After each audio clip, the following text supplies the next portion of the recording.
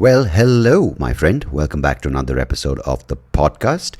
I was contemplating the idea of having a heart-to-heart with my screen reader because about 11, 12 years back, I was introduced to Apple's version of assistive technology on their phone, on their Macs, and they've been at it and they've had it for years on their devices. Because when I was in college, we used to have JAWS, which was, I think, Access with Script. I think that's one of those kind of go-to screen reader, text-to-speech converting software. I think NVDA is another one. If you're in the world of assistive technology, you're pretty familiar with these names, these acronyms, and these technology sort of companies. But the way Apple's done it is fantastic. And, the reason I bring it up is someone told me about ChatGPT and how it's remarkable in some ways and how it making people's lives really easy when, comes to edits and it comes to putting together descriptions, job descriptions, titles, and taglines. Kind of one of those tools which kind of takes everything out there and arrives at a conclusion and a solution that seems miraculous. And I find it pretty cool. I was talking to a friend yesterday and he was we were just having a conversation how he's looking to find someone for a job position, and he said, I'm going to enter these things that I need in the job description into ChatGPT, and he read out the result and it was fucking fantastic. Because I think that's something that's missing when it comes to consistency in, especially in some aspects in some jobs, right? Like I hate putting together these tedious kind of tasks, right? Where you have to put the right tags, you have to put the right description, you have to put and spellings are not my strengths. Strengths, exactly, or neither is grammar. But these kind of things I think are really, really good to be handled by something like that tool. And I don't know, if you've used it, let me know what your thoughts are, because I think it's something which is smart. And where was this tool when I needed my undergraduate paper to be put together? Because I use Google and clearly that's not the best source, because there's something called citing references, which you might have heard of.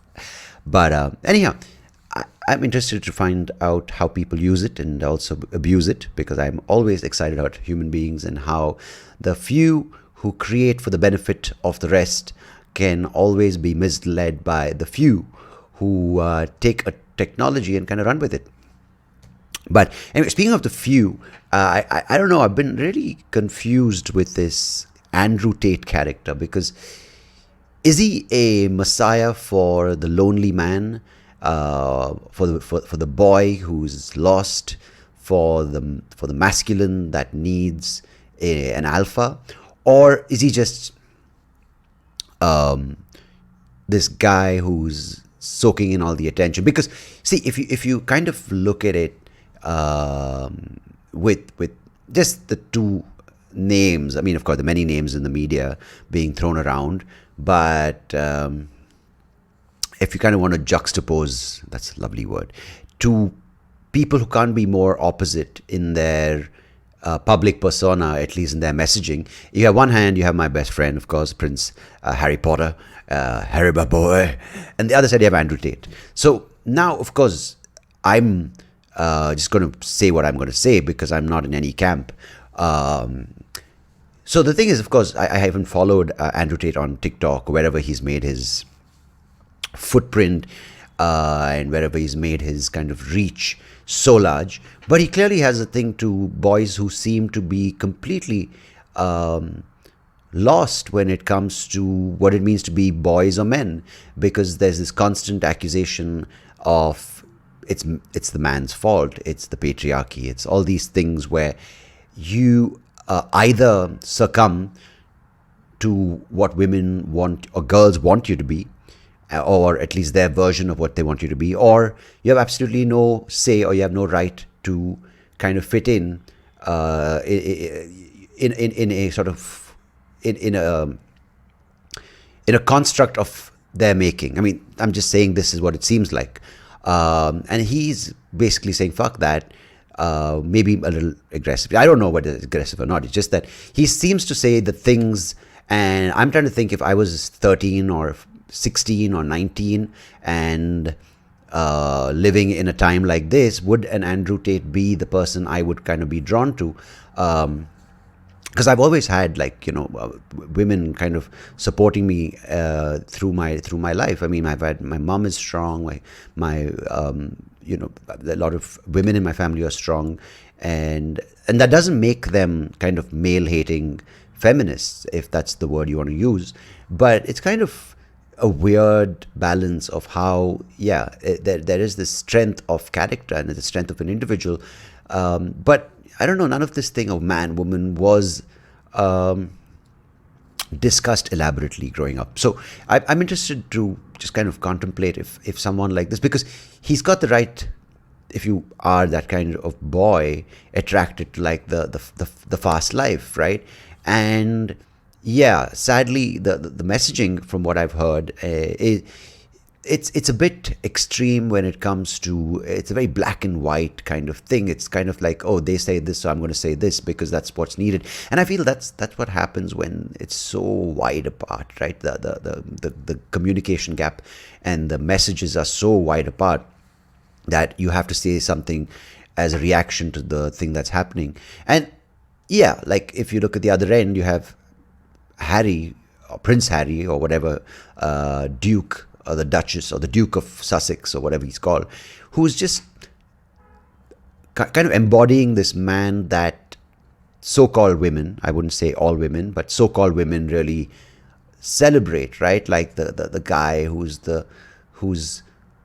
I wouldn't even say in touch with his feelings, but I wouldn't even say a person who's vulnerable, but a person who's kind of overdoing it, according to me, right? Like, because I'll tell you from my personal experience, when you work from a premise where you kind of look at the world and say, I don't have compared to someone else, it's just not good for you. Fuck everyone else, because you kind of just go down this rabbit hole where you keep swallowing your own kind of story and making it more and more larger than life, where you feel you're the victim at every stage. And that, for more than anyone, is just really, really not good for you and for your own peace of mind, because you're always working from a premise where you're not good enough compared to someone else, or you haven't had enough compared to someone else, or things haven't happened the way they're supposed to compared to someone else. So just from a personal point of view, being or having been in that position, I think is a pretty shit place to be. And it's being celebrated, and it's being echoed across platforms. It's being rewarded by various deals on Netflix, book deals. And then what happens is kind of when one thing's exhausted, one aspect of your life, which you kind of highlighted as where you played the victim, or saying I wasn't good enough, when someone else kind of manipulated me and stamped on me and moved ahead, when that's exhausted, you find the next thing. So you kind of just keep going deeper and deeper into this kind of dark space where you try to find every injustice. If not existing, then you make up one to feel that you were wronged in that situation. And I'll tell you, the scariest thing that can happen for an individual in that space is that you feel really good at that moment, like, oh, everyone's out to support you, but you're kind of then just kind of chipping away at your own integrity and your strength, and finally you look at yourself and you're just a shadow of who you were, and you've exhausted every perceived or actual injustice. And instead of working on it and looking at what you do have and working on those strengths, you kind of just become a shell of what you were. And then what are you going to turn to? Because you've exhausted everything that you can. And where are those people who celebrated and came running going, oh, you poor thing? They moved on to someone else, because that's what people want to do. They don't want to look within, and they don't want to look at the strengths they have. But it's easy to make someone feel that they are weak and they can be brought out of this misery, because we have saviors, we have people who think that they are the martyrs, and it just doesn't serve you as an individual. Because if you can work on your strengths, then you kind of identify that and you give courage to people, and you kind of come together for the right reasons, and you get a sense of belonging, not when it comes to, oh, you know what, I'm going to hold your hand, you weak little thing, and I'm going to pat you in the back, and then go to the next person. I just feel it creates a very, very dangerous cycle, and I'm not for or against either of these characters. I'm just saying I've been in the place where you kind of look at the world going, oh, I can't do what he does, I couldn't be who this person is. And it just sounds like that's what this guy is kind of parroting, and whatever the word is, spouting in every kind of verse of his message, right? Whether it's on interviews, whether it's in the book. And yes, I could be completely wrong. I've read excerpts from the book which have been posted. I've heard snippets of his interview. I could be misinformed, but I'm just saying this kind of message isn't really healthy for man or woman, boy or girl, for adult or child, because it's just working from a place that tells you that you don't have the strength to look at yourself and work on what you can be. It's telling you be someone who's constantly looking at what they don't have and needs others to get them out of this, or support or celebrate them because of what they don't have and identify with that. And I don't think that's a good place to be. So I don't know. I just feel it's too divided when it comes to either position, whether it's Andrew Tate or Harry. I think you just need to understand that when you do come together, it's not to kind of point a finger or fingers at others saying it's their fault, that's why we are like this. But I think when you come together, it's to recognize each other's humanity, integrity, and strength, and say, what can we do to kind of make the human experience more fulfilling and enrich our experience on this planet? And I don't think too much of that is happening. But who am I? Just someone rambling on about it. But hey, anyway, but clearly there are people who can kind of lead by example, who can set a good tone, who can lead people out of certain things, and most importantly, can give people a sense of how to empower themselves as opposed to oppress them. And these are, of course, traits that we look at in leaders. And my guest on today's episode is Axel Zein. He's a very interesting person because he went through a series of bad bosses in his career, and instead of just saying I quit and I'm going to do something on my own, he understood what it means to be a good leader, and more importantly, how there are certain situations that leaders who think they're ready for the job aren't really ready, because they might have the right kind of the right kind of signs for a good leader. They might have the right education, the right kind of experience, but they are not really prepared to do the things that good leaders are supposed to or meant to do in situations which aren't always easy. So on today's episode, I talked to Axel about the various kinds of traits, the various kinds of experiences he's had, and the various kinds of reasons why people want to lead, and why some people can follow, and some people are just made to be good leaders, and some people just need to follow. It was a lovely conversation. And of course, if you're in the space of business, or I think this applies to beyond that as well. If you're just someone who wants to understand the nature of what it means to lead and kind of take decisions, and also to kind of go down a path and kind of bring people along with you for the right reasons, and do it and motivate them in the right way, this conversation's for you. So Axel, if you're listening, I appreciate you doing this podcast with me. And for all of you listening, I appreciate you as always, my dearest friend. Till next time, goodbye. God bless. Take care of yourselves. Enjoy the conversation on the other side. Cheers.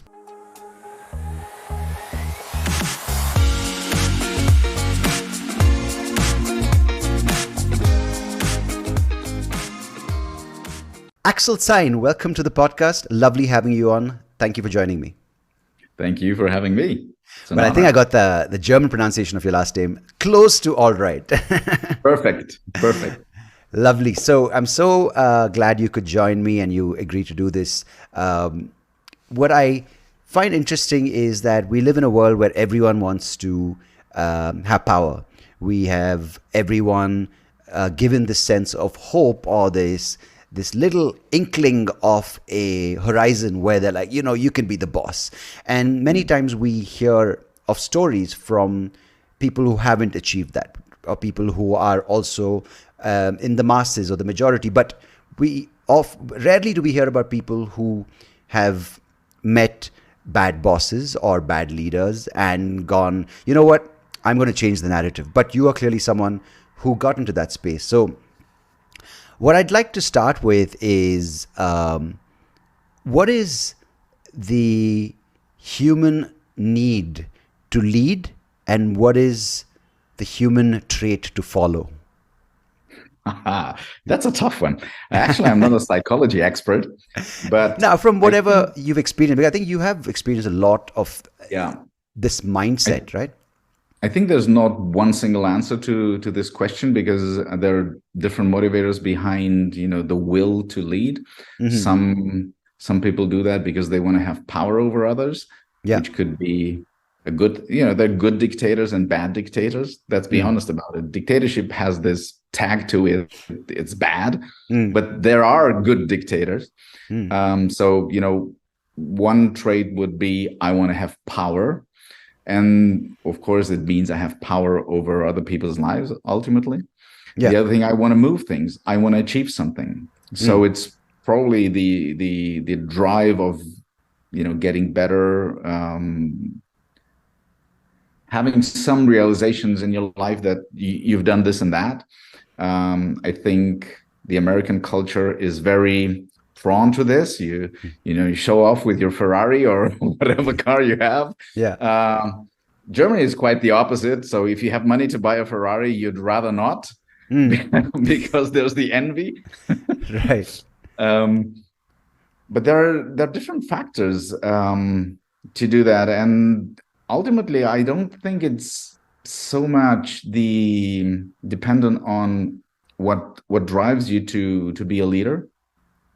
It's probably much more your let's say your ability to see your mistakes and correct them, which is tough. Let's be honest, because we don't like to see when we failed, and everybody eventually fails at something. This is just human nature. So I think what really makes a good leader is the ability, of course, the drive. You have to have that drive, regardless from where it's coming from, but also you have to have this ability to look in the mirror and say, man, I screwed up royally. So there is some sense of accountability and humility, right? Because you can't really say those things to yourself if you're living in a bubble of self-created power going, I'm the best, or this narcissistic point of view so sorry, just wanted to understand that, because maybe while we're here, maybe there are external motivations where people say, you must become a leader, you must become a CEO, you must become a senior manager. But there's the internal drive, which most people don't have, but they have the external need to fulfill those positions because what those positions involve and what they bring to the table, right? When you say a Ferrari or maybe a bigger home or a bigger pay package. But clearly not everyone's cut out to be a leader, because I'm sure you've come across many people who say they want to do these things or want to become these things, but don't have the grit or the humility to do it. So how do you, as a person, like, there's a corporate world, there's a non-corporate world, right? There are entrepreneurs who are self-made leaders, but then there are the corporate environment where you are appointed to be a leader by someone else who's supposedly sees the leadership qualities in you, right? So where does that shift happen? I think it's interconnected, honestly, because who you are as a private person is who you bring at work. So, it's not like you leave yourself out the door. Hopefully you don't do that, because if you do that, you're in the wrong spot. Yeah.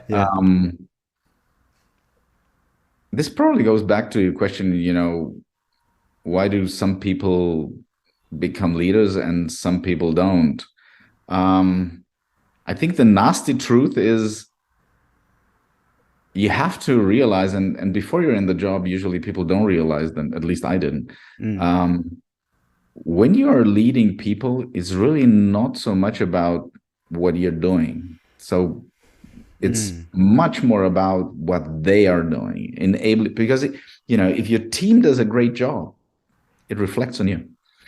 If you do a good job, but you're a bad boss in the sense that you're not enabling your team, you're not looking after them, the team's performance is going to be bad, and ultimately you being responsible for the output of the team are not going to deliver good results.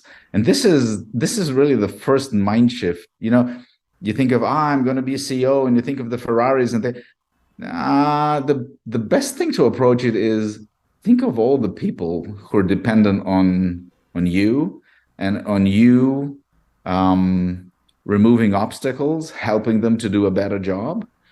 And I'm not saying helping them in the sense that you do their job.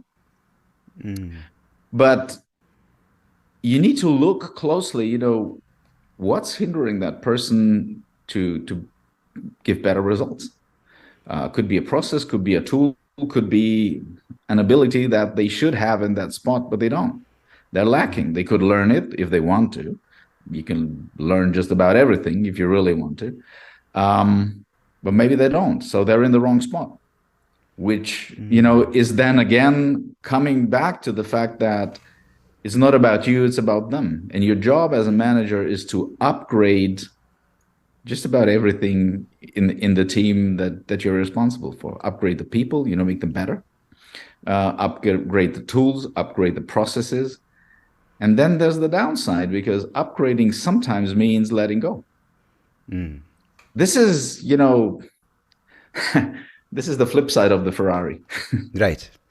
This is, Are you prepared to let someone go? Do you know how to do it with decency? Because we don't really learn that in school, right. Not in uni.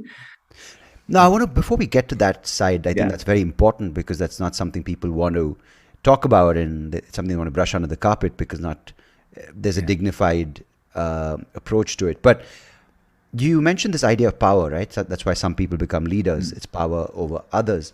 But from what you just said, there's a sense of when you, it's about not what you do, but it's about how you run a team or run a company. There's this idea that a CEO is powerful, or a boss or a leader is powerful, but to actually be an effective leader, it's almost like they have to delegate, which is giving up power to empower the team, which as a result makes the team perform better and gives the leader the sense of why they're a leader. Does that make any sense at all? Because it's almost like get more powerful, you have to give up some of the power and empower others. It does. But honestly, it only makes sense if you have the right people in your team, because if you give power to someone to make decisions which they're not able to take in a reasonable way, you're giving power to the wrong person, and probably you're putting a person on the spot, right, and a huge weight on their shoulder, which they might be willing to carry, but they can't. And this is, sometimes you just learn. I've done this mistake too. Naming people managers where I thought, they would develop. And honestly, if you put somebody on the job, usually there's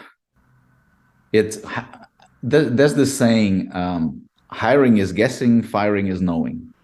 And when you put someone on the job, you hope for things, because you see things and you hope that these things are going to develop the way you hope.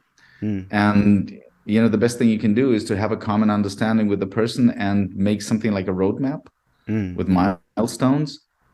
So, things are pretty clear, but this is effort. This is sitting down and thinking about it, and sitting down with that person and thinking about it. You're putting effort into someone else's life. And if you want to be a manager, this is the not so flashy side of the Ferrari.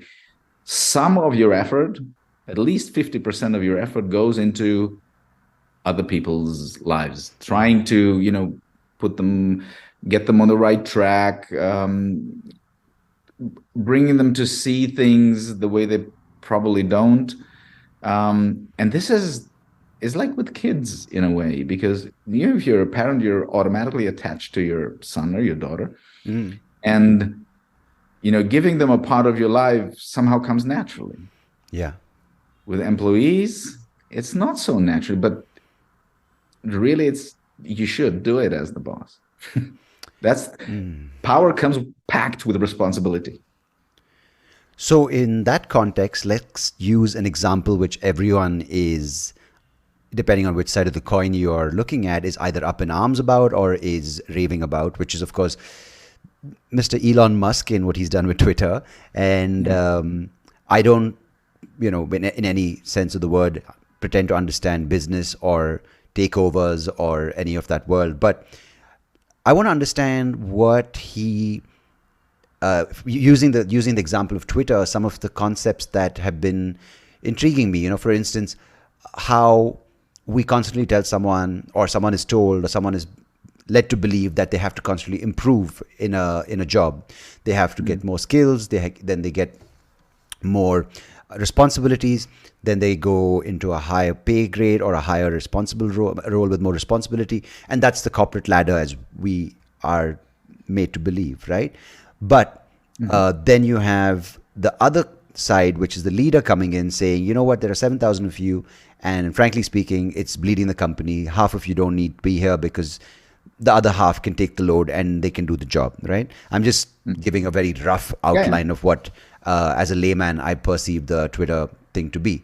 And then you have all these external pundits, if you want to call them, who are like, no, what Elon Musk is doing is brutal, and everyone picking holes with his plan. And then someone say he did great with Tesla, but he's butchered it over here. So what is the environment we're living in where also, of course, now those employees, in some case like Facebook, have leaked how bad the company is, the leaders are not doing a good job. Or with Twitter, you have people who are employees, but at the same time now they have the power of social media coming out and saying he's a horrible boss. So you know, some other person saying that he's taken away the team that monitors morality or child sensitive content. So there's so much noise for him as a leader, but also there's so much opportunity for the workers, the worker bees, to, you know, lash out at the leader.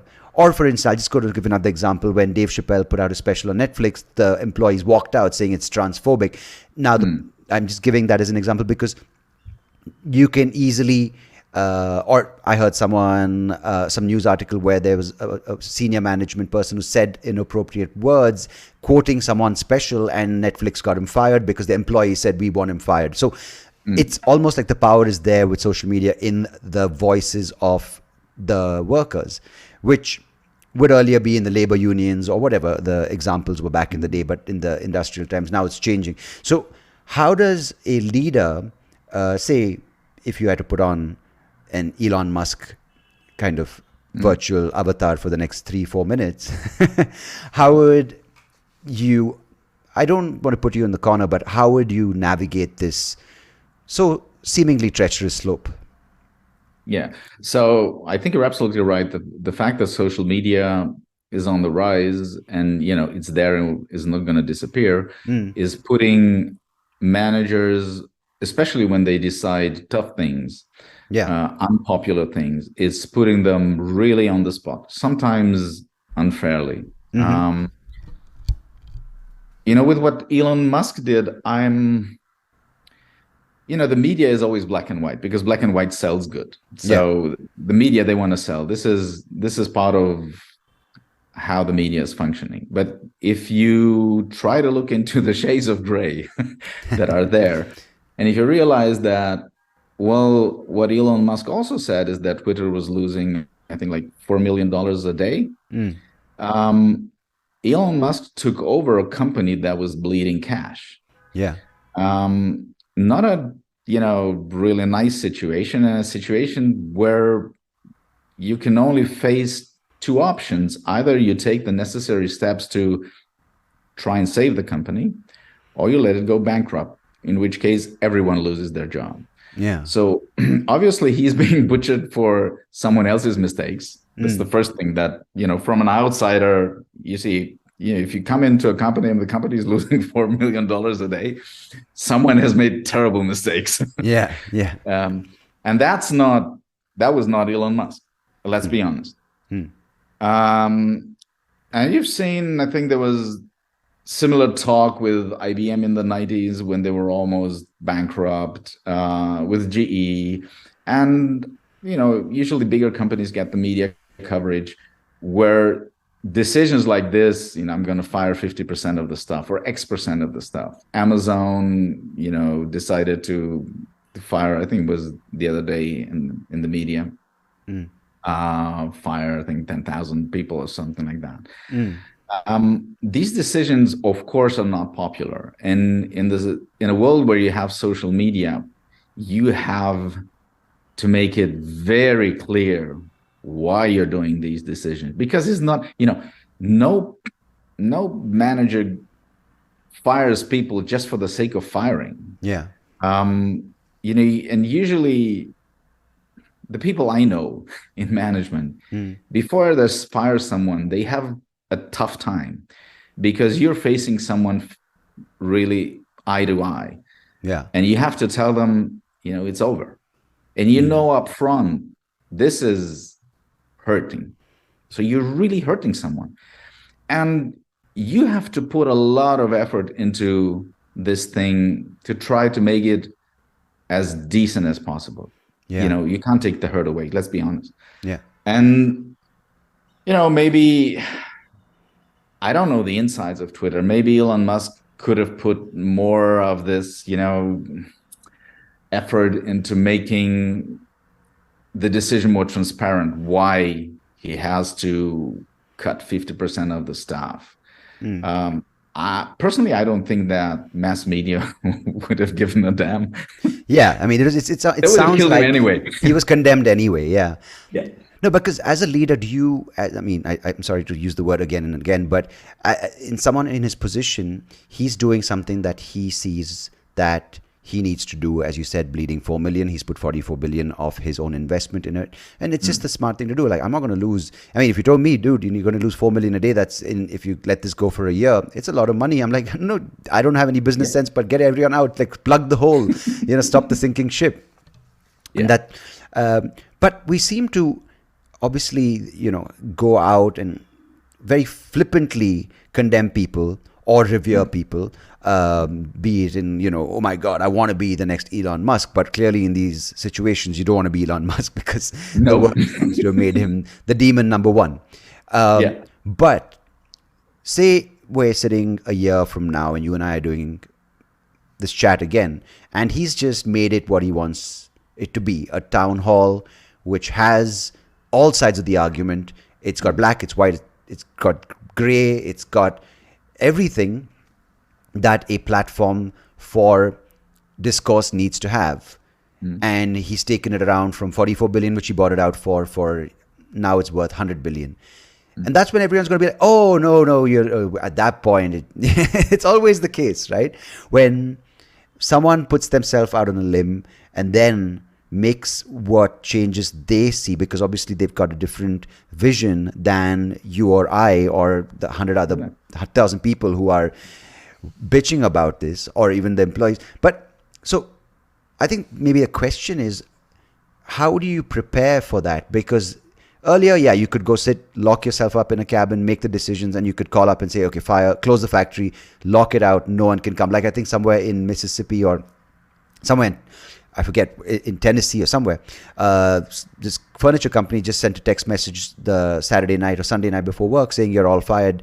You can't come to the factory to collect your belongings. That's it. So that's like a breakup over the phone versus a breakup in person. But with social media, where you are constantly bombarded by this, and you can say, I don't have the apps, but how do you kind of keep yourself sane and not just, jump off a cliff? So two aspects to answer this question. The first one is, there are communication consultants out there that can advise, that are good and that can advise on how to proceed, with your plan. Stick to your plan, but communicate better. Yeah. As I said, I don't think mass media, even if Elon Musk would have done that, I don't think mass media would have painted a nicer picture of him. They wouldn't. Because that doesn't sell.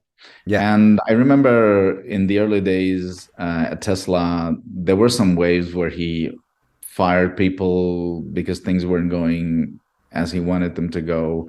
And there was also a big rumor in media that, oh my God, this guy is not, he's not a good manager. He's awful, and so on and so forth. And look at where Tesla is now. So it's always easy to criticize from the outside. I think what is very important, if you're a manager and if you're in a position where you're being criticized, and let's be honest, the higher up you are, the more alone you are. And the more critics you'll have. What's crucially important is that you are a mature person and that you have your own North Pole, and that the road you're on is right for you, right for whatever reasoning there was to make a certain decision that's being criticized. And And sometimes, we all make mistakes, and then, coming out and saying, pooh, I've made a mistake, I screwed up, I'm sorry, and this is what I'm going to do to correct the mistake. Really own it. It starts with a hiring mistake, because it's easy to, honestly, the easiest way to cover up a hiring mistake is just keep that person. Yeah. So they don't deliver, they're not what you wanted. And does that Pushing seem them that's where out. we are heading? Because you don't want to upset people. Because, I from other conversations on this show, I've spoken to people who are mental health experts or people who are working in this field in supporting roles in either assisting businesses or schools or various systems that feed the workers or the leaders into the corporate world or into the world of business, is that because you have so many avenues to complain and find people on those platforms who can, it's, as you said, it's so easy to criticize from the outside, but it's also so easy just to agree on with someone without or to keep someone who's not productive, because the alternative isn't pretty, right? Like even online, it's easy to say, oh, you're the best, as opposed to going to that person and saying, can we work on improving your on self-reflection, even maybe. So what I'm trying to understand is this world where everyone's shouting, saying, I'm injured, I'm the victim in this situation, I got fired because I deserve better. Or if you can't get there, then you're like, oh, he's a horrible person, and then bring him down through some traits of his or hers which you don't even know about, which is across the noise I'm just talking about, with pointing fingers, the blame game, then the victim game. What are most companies just keeping people because it's easier than saying, you know what, the reality is that you're really bad at your job. Take that either in a positive way where you can improve, or leave it, right? Which is not polite. It's not the most thing, but I'm just saying rejection either makes you stronger or it makes you find other avenues, right? A lot of managers are doing that because, like I said, it's the easy way.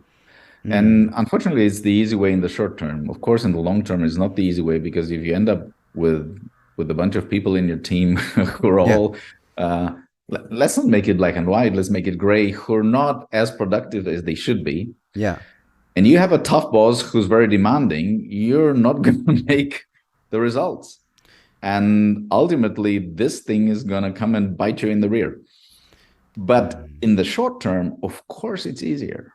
Yeah. And I think part of the reason why people still, do that, are being nice, is because it's human nature. We very often we tend to take the easy way. And the other thing is that we don't really learn these things. I mean, unfortunately, at uni, there is no course about firing people, which, let's be honest, this is the reality. This is one of the issues every good manager will come across eventually. Yeah. Why aren't we teaching it? Yeah. So why aren't we teaching it? Because it I clearly think can set you apart, make you a more efficient manager, person who can handle a team to bring out its best. But also, it can make you more of a leader that connects with his or her team, right? So there's both sides to it. absolutely. And I think before you're able to do something like this, it's a lot of reflection. You have to reflect on how you are, how you come across, if what you're asking is fair. Have you formulated whatever you're expecting of that person in a way where that person clearly understood what you want from them? Don't just suppose that everybody understands what you're demanding. And that's why I said, I think it's absolutely mandatory when you hire someone or when you come to a new team, is that you sit down with the people and make something like a milestone plan, and make sure you meet them eye to eye and make sure that we're on the same page. We understood what is asked of us. I understood when I'm supposed to deliver it. And I agree that it's fair. Because let's be honest, if you ask things of people that are unfair, you're not going to get them. Yeah.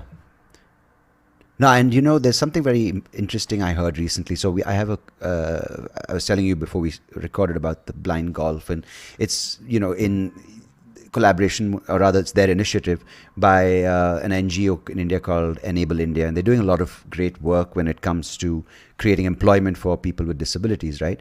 And the reason I mentioned them is I was talking to the founder and I said, isn't it so easy to kind of slide down the charitable route when it comes to disability, right? When a company would say, oh no, we'll take 5 people because our CSR initiatives are fulfilled. We'll just put them somewhere in a job which is not visible. And at the same time, we feel good. We can pat ourselves on the back as leaders saying, hey, you know what? We did the right thing. We did the nice thing.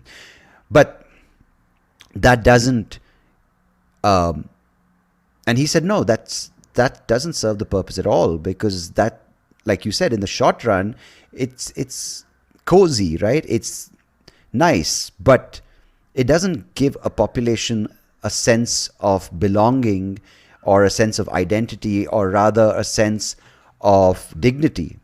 What does is the harder route, which is creating a case for hiring a person with whatever disability he or she might have, because it's going to contribute to your company, which takes a lot longer. And as you just said, it takes a lot more planning. It takes a lot more details, because you have to communicate clearly to the company that this is what they can bring or she can do well, and what is your need. And I find that fascinating, because it seems like a lot of it comes from, you know what, I don't want to put in the hard work as a leader or as an employee, and the ambiguity creates this entire sort of noise where we're all stuck in, right?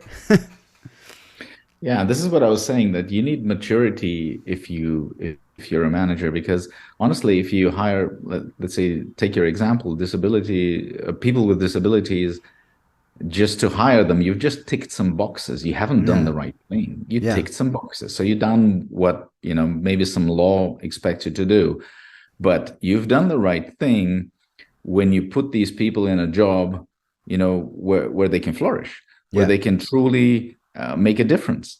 And why wouldn't they? You just need to put some effort into it. And Yeah. that's the difference. This is maturity, because if you're a mature person, you realize, you're hiring a human being. For God's sakes, it's not a book you put on a shelf. You're hiring a human being, and you're responsible for this human being, and you're responsible that this human being, has the opportunity to flourish in that job, to have some meaning. There was that idea that my dad ran his own factory, right, which was in the manufacturing fabrication space. And he, as you just said, like sometimes talks about, oh, I was not the most successful entrepreneur. And I was like, by maybe, comparing himself to company or factories that grew. But I want to talk about another angle, which is the loyalty or the goodwill to the people he had working for him. And that's something you saw in the past, right? People staying with companies for 40 years, 50 years, and kind of starting their career and retiring at the same place because of the bond the employees had for the company and for the leadership, and vice versa.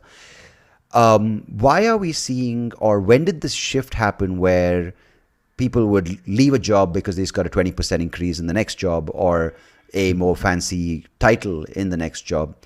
And why does the loyalty to a certain, or rather, why did that shift happen? Where did the loyalty go? And why was the loyalty there in the first place? It's a very good question. And the easy answer, but I don't think it's the correct one, is, there's a change in generation, and people today, I want it all, I want it now. So, I get 20% more in the other company, I'm gone. And there is this part of the population who acts like that, and the poorer the country, the more understandable it is that people act like that, because they're in need.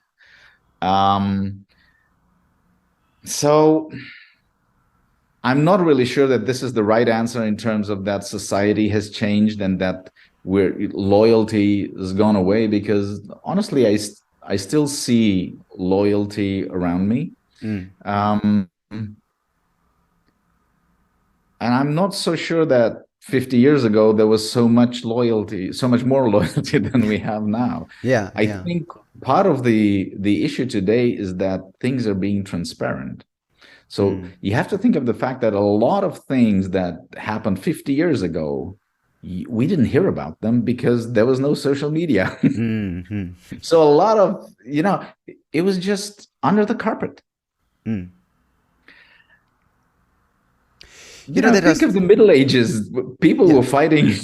I'm not sure they were so loyal way back then, or No, of so course, much more. yeah. No, and that's exactly the thing that we are led to believe, that a world which is well informed is a world that's wrong. But of course, you never heard about the front lines who are facing a row full of lancers, going, Yeah. You really you feel allegiance to the king? I'm sharing my load, but I Yeah, yeah. rather not be here. Yeah, no, but I because that's the thing, right? Like, I don't think, and the reason I ask that is because, do they like the person? Because I don't know if all of the people liked working on the factory floor, putting those bolts in place, and sometimes jamming their fingers, and working pretty painful jobs at times in shifts maybe. So I'm just trying to understand whether it's the transparency. That's a nice thing that you mentioned, but we hear of people who are like, I think of the ideology, especially when it comes to the Gen Zs and the millennials, that the idea and the ideology of saving the planet or sustainable energy, and these are very nice things, and they seem to be saying the right things. And I recently did a conference. I gave a talk at a conference a couple of weeks back as someone who they wanted me to talk about my experience in stand-up comedy, and especially with the idea of failure. So it's got me thinking in this space. And is there a disconnect between ideology and reality when it comes to people going to university, taking the courses, and coming to work and realizing that there's absolutely there's nothing that they learned that can be applied? And is that where sometimes there's lack of loyalty, or there's this need to just keep going after the money? From your experience, have you seen some of that? Or I don't know if it's even an accurate question. I think ideology is always only look at it part of the reality. And I can give you a very clear example of, we have a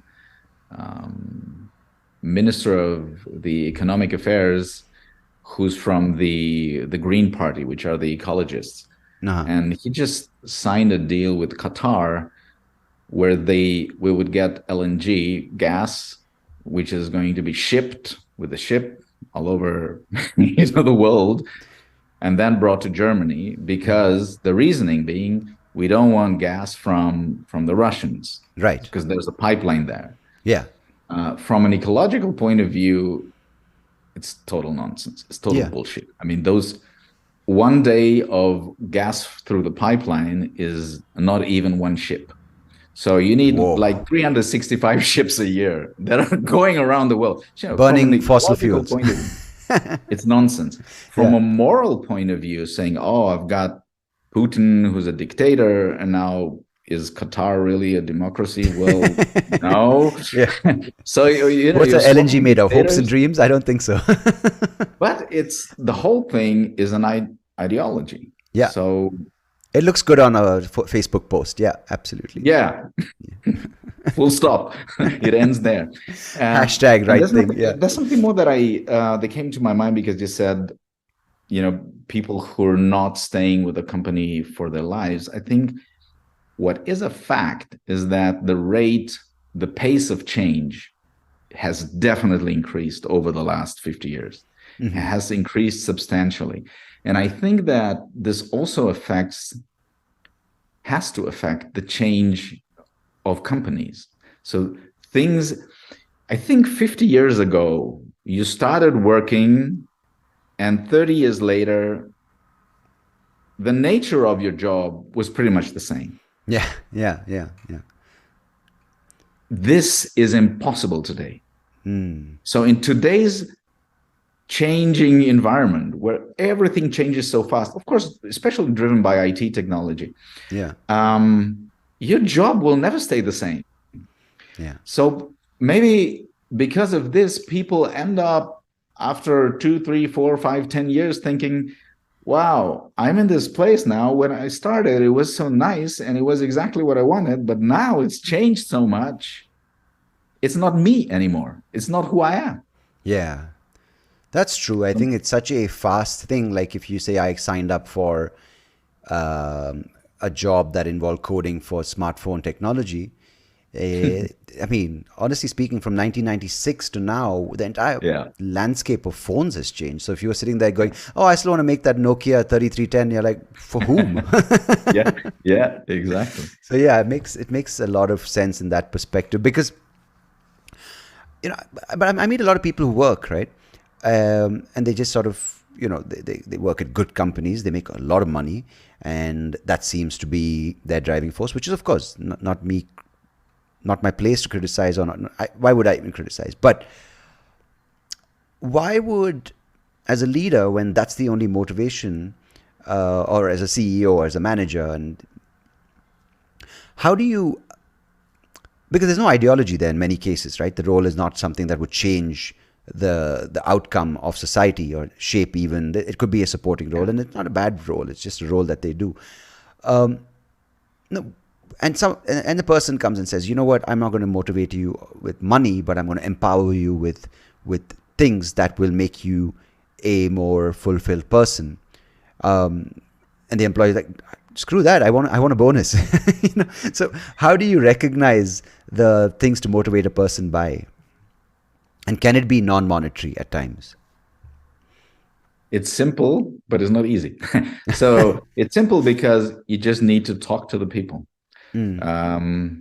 We try to have feedbacks every 3 months, which are not these formal paper pushing things, but they just entice. So they're made of two things. Here's what I like about what you did, and here's what I think you can do better. And it's Right. vice versa. So the employee has to give feedback too. Mm.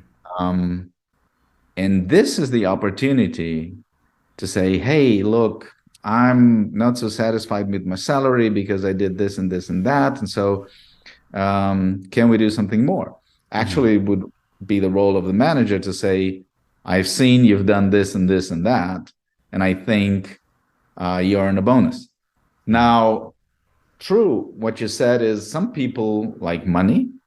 Some people would like to have more flexibility, let's say more home office or not strict working hours. Mm.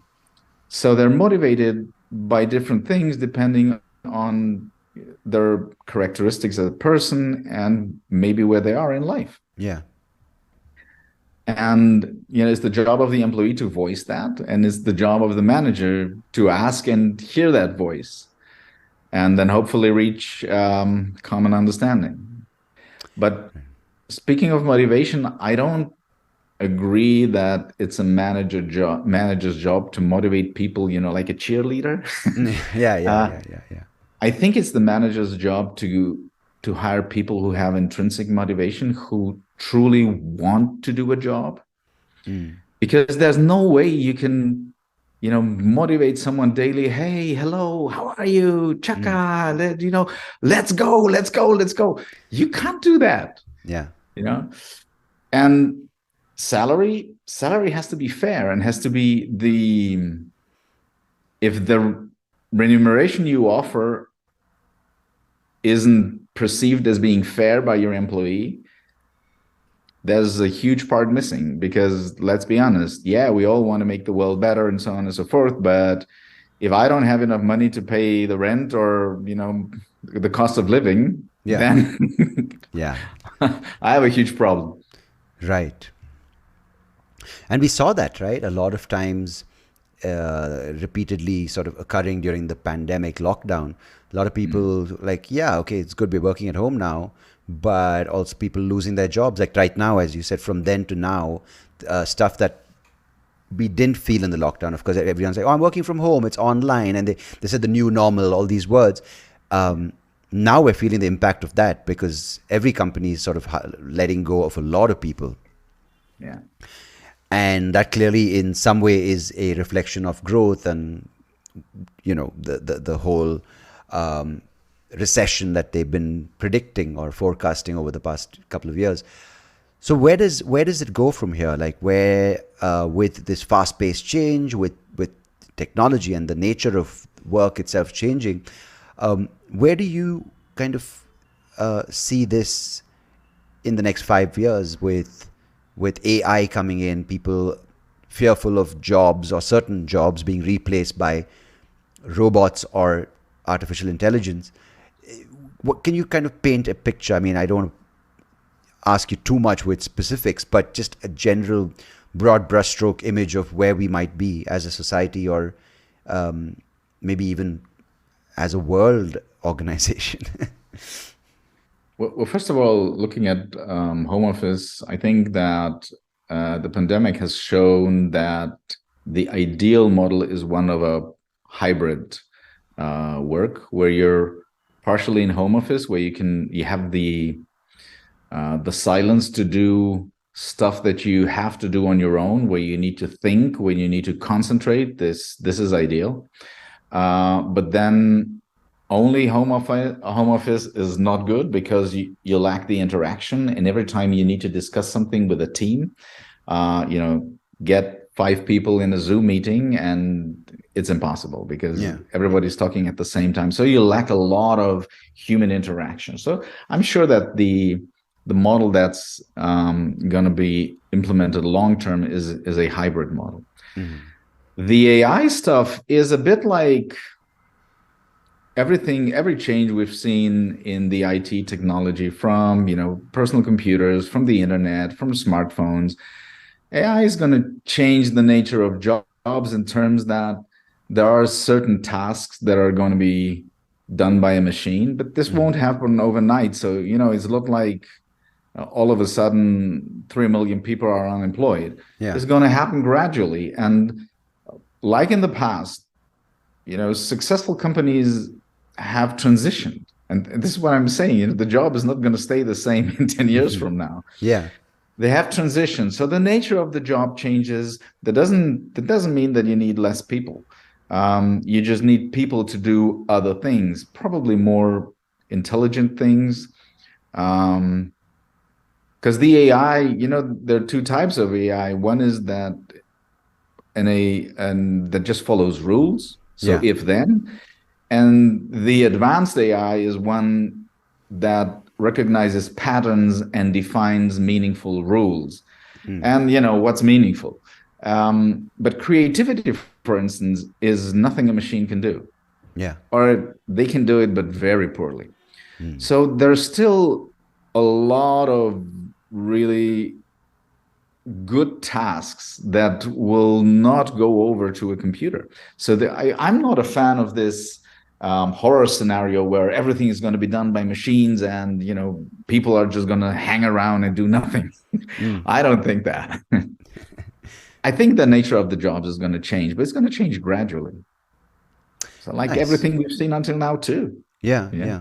And we kind of forget, right? Sometimes I'm sitting here asking you this, and I'm like, if you look back to when I was in school or even university in 2003, 2004, my phone was like a button push phone, and I couldn't, until I got like a certified software called JAWS, I couldn't access emails and read it out, get it read out to me. So I would have books on tape. But now I literally, that's where AI is. I use Siri to dictate a message, or I have voiceover on my thing, and I'm able to talk to you from across the world. And it's not taking away. In fact, it gives me more time, or gives me more of breathing room, if you want to call it, to kind of work on what I like to do. And I think that's an example, I think, which you kind of don't look at yourself sometimes. You're like, oh, but isn't the world going to head to a dangerous place? And I just sounded like a robot there. Sorry about that. But it's amazing that, that you sometimes have to look at yourself, or even maybe not look at certain things to kind of cope with change, and also kind of plan for a future which you might not have an entire idea about, right?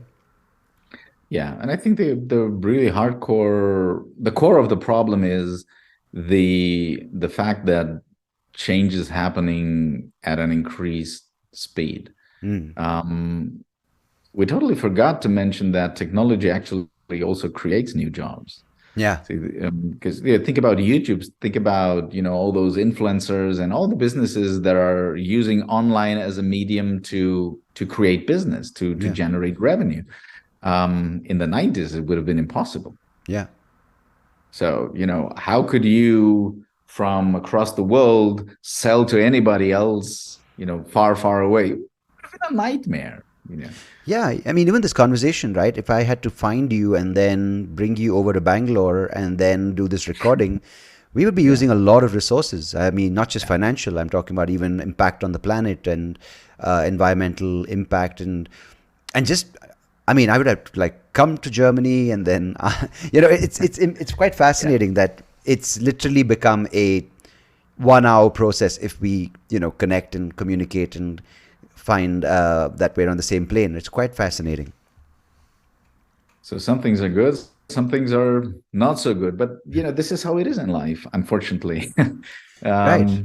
Things changed, and as human beings, we have to try and deal with it.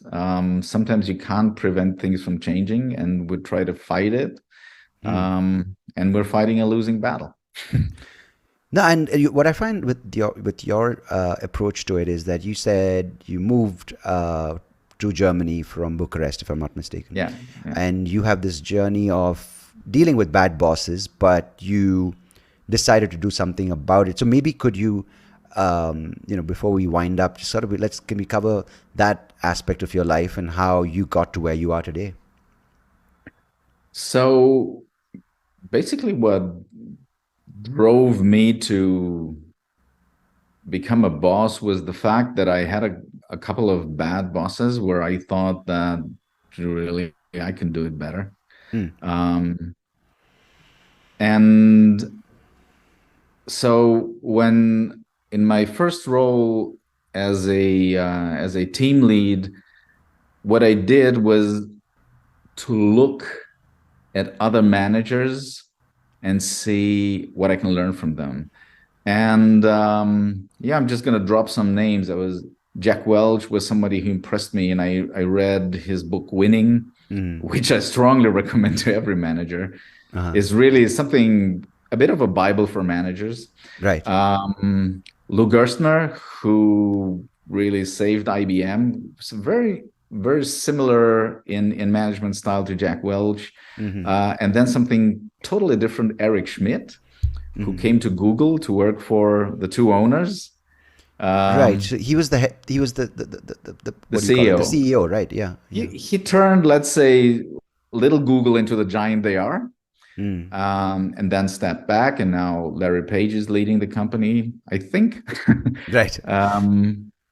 But Eric Schmidt's management style, especially at Google, who are a very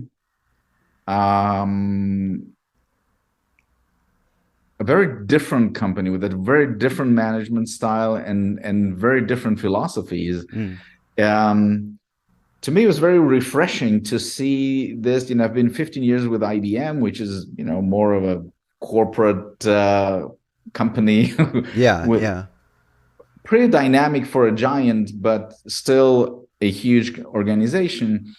And seeing, how Eric Schmidt, with his background, I think, from Sun, so also from a big corporate background, came to Google and then basically changed the way he was managing totally, with these weird concepts they had. And I really learned a lot from that.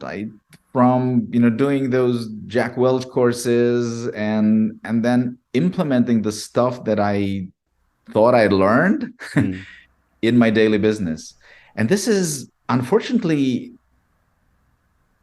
a lot of what a manager has to do on a daily basis is not being taught. So it's like you're a doctor, you're in the OR, Yeah, yeah. and now go ahead. Well, I've never done it. Mhm. So a lot depends on you figuring things out, trying things out, and then actually getting better. And I'm far from being perfect. So Yeah. there's a lot of room to grow. No, but isn't that something that even um, all of us, whether we're in a role which is to work or thing, is if you recognize that, then you kind of don't take yourself too seriously and also don't think too much of what you already know, right? Which is important. Yeah, I think it goes back to the maturity that I mentioned. I think the truth is there are many people who are fine where they are Yeah. and how they are, and who do not want to improve, and they don't see the necessity to improve. Mm. And it's fine, it's their life. I mean, who am I to dictate what's right and wrong? Yeah. Yeah, yeah. I think that's really fair because it takes all to make this world spin, and there's some people, and many people, in fact, who are just content with a certain thing, and I think that's something which should be encouraged as well. It's like because everyone becomes a CEO, then who's going to work, right? It's not like CEOs don't work. Right. No, what I mean is do the other jobs as well. Like if Yeah, everyone's yeah. giving orders and delegating, then there needs to be someone doing the other work. Yeah. Ah, fantastic. So, Axel, if people are interested in getting in touch with you, where would you want to direct them? And if there's any resource you'd like to point them towards, that would be appreciated. Well, LinkedIn, I think, is a good place to get in touch.